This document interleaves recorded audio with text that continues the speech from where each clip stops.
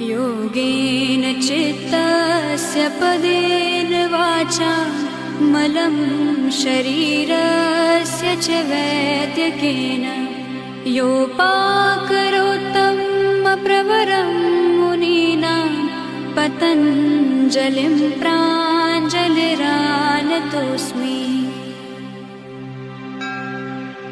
योगेन चित्तस्य पदेन वाचा मलं शरीरस्य च वैद्यकेन योपाकरोत्तं प्रवरं मुनीनां पतञ्जलिं प्राञ्जलिरानतोऽस्मि। योगेन चित्तस्य पदेन वाचा मलं शरीरस्य च वैद्यकेन योपाकरोत्तं प्रवरं मुनीनां पतञ्जलिं प्राञ्जलिरानतोऽस्मि।